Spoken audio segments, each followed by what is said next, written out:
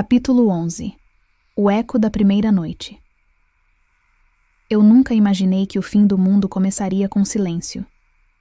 Não aquele silêncio reconfortante que precede o sono, mas um silêncio espesso, como o de uma casa que foi abandonada às pressas. Aquele que paira sobre lugares que sabem demais. Foi assim que senti quando atravessei os portões do cemitério antigo de São Clemente. O mesmo que eu evitava desde criança, por um medo que eu não sabia nomear. Mas agora eu sabia. E ele tinha nome, tinha olhos, e sussurrava meu nome antes mesmo de eu chegar perto. Era ali que tudo começara. Era ali que tudo poderia terminar. As lápides estavam cobertas de musgo, como se a cidade tentasse apagar o passado. Mas não se pode esconder uma cicatriz. A terra ainda guardava os ecos do sangue derramado, das juras antigas, das promessas quebradas. E entre as lápides, eu vi. Davi me esperava, mas ele não estava sozinho. Atrás dele, a figura que vinha assombrando meus sonhos desde que a névoa voltou à cidade, um homem alto, envolto em sombras que pareciam respirar, como se a própria escuridão o reconhecesse como seu dono. Os olhos eram dois poços profundos, antigos demais para qualquer mortal, e ao vê-los, eu soube. Era ele, o primeiro. A origem de tudo, a entidade que sussurrava sob a terra, que se alimentava de pactos, de medos e de gerações inteiras que se ajoelharam diante dele. Você veio, Elisa, disse o homem, a voz suave como um veludo úmido, impregnado de dor. Como a lenda previu, Davi desviou o olhar, envergonhado. Ele sabia, sempre soube, e mesmo assim me trouxe até aqui. Você sabia o tempo todo? Minha voz saiu mais fraca do que eu queria. Eu tentei proteger você, disse ele com um pesar verdadeiro. Mas ninguém escapa do que é. Aquela frase ecoou dentro de mim. Do que é. Eu não era apenas uma peça nessa história. Eu era a história. O sangue que corria nas minhas veias. Ele queimava. Como se uma verdade enterrada estivesse tentando emergir. E ela veio. Aos poucos, memórias que não eram minhas tomaram forma. Mulheres com olhos iguais aos meus. Rituais, em noites sem lua. Um nome passando de boca em boca por séculos. A escolhida. O homem deu um passo à frente. Senti a gravidade mudar. O ar ficou denso, e por um segundo, não existia nada além de nós dois. Sua linhagem foi criada para me encontrar, ele disse, e para me libertar. Libertar. A palavra caiu como um trovão dentro de mim. Não era apenas sobre mim, era sobre tudo. Sobre São Clemente. Sobre as pessoas que desapareceram, sobre os sussurros na mente, sobre o livro, sobre a biblioteca. Tudo me guiava até ele. Por que eu? Perguntei tremendo. Porque você tem o que ninguém mais tem, ele respondeu. Escolha. Nesse momento, o chão pareceu pulsar. A terra vibrou como um tambor ancestral. Algo se erguia sob os nossos pés. Algo antigo e faminto. Eu tinha que decidir, fugir ou enfrentar. Davi estendeu a mão para mim. Ele não estava mais sorrindo. Estava em paz, como quem finalmente aceita o próprio destino. Não posso fazer isso sozinha, eu disse, ele assentiu. Eu estarei com você até o fim, e pela primeira vez eu soube que o fim não era uma parede. Era uma porta. Capítulo 12. A noite. Também sangra. O chão tremia sob meus pés, não como em um terremoto, mas como se algo sob a terra estivesse acordando, respirando, faminto.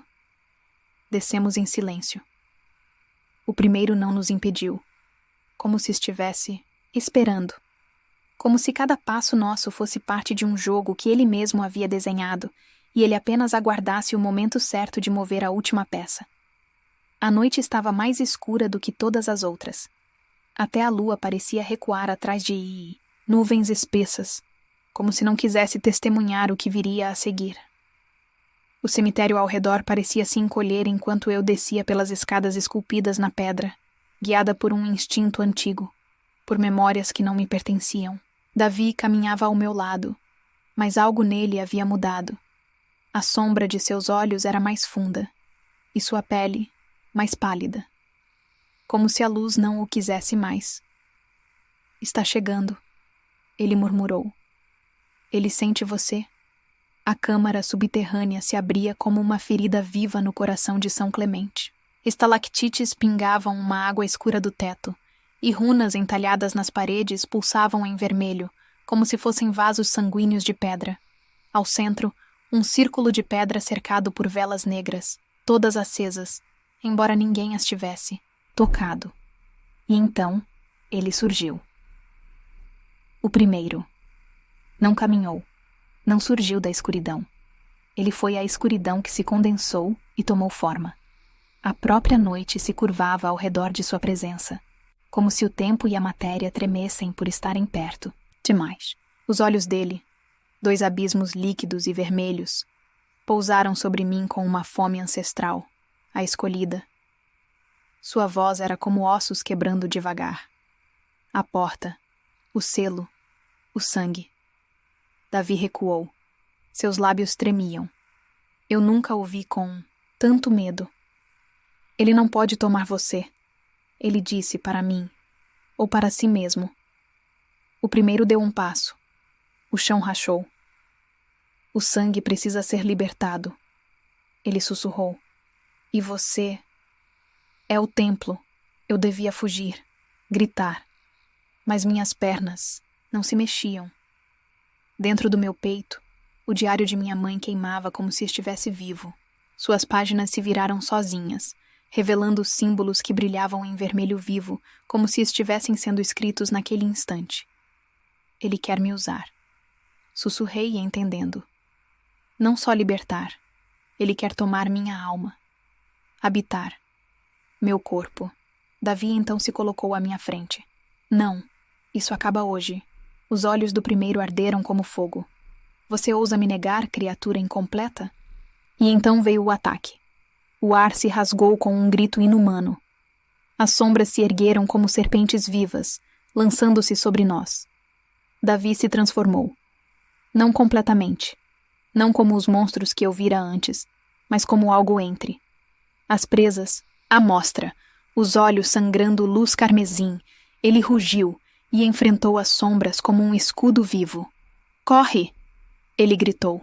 Vai até o altar. Corri. Cada passo ecoava como um trovão naquele templo sombrio. Ao centro, o altar ancestral, feito de pedra negra, esperava. Coloquei o diário sobre ele.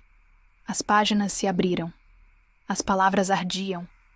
A marca em minha pele, aquela que herdei sem pedir, brilhou como brasa.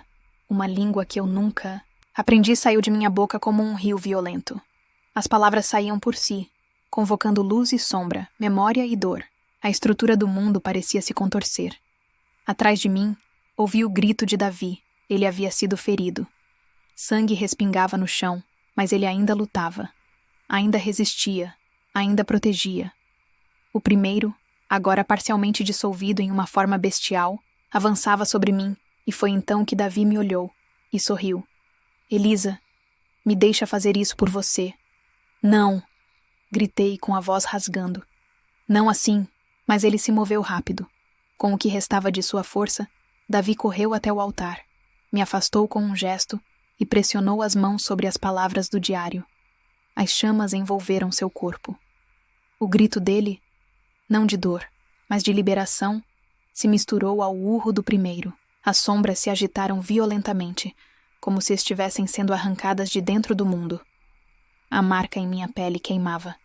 Eu gritei. Luz vermelha, intensa como sangue fervente, explodiu do altar e se espalhou como uma onda viva. O primeiro rugiu. Seu corpo tremeu, desfez-se em fragmentos escuros que foram puxados para o chão. sugados por rachaduras que se abriram sob ele. Um redemoinho de sangue e trevas o engoliu. E então, silêncio.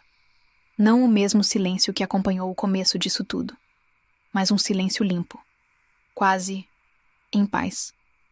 O corpo de Davi repousava à frente do altar, agora envolto em uma luz pálida. Ele me olhou uma última vez. Não havia dor, apenas alívio. Você quebrou o ciclo, ele sussurrou. Obrigado por me deixar ser humano, no fim. E desapareceu. Assim como o primeiro.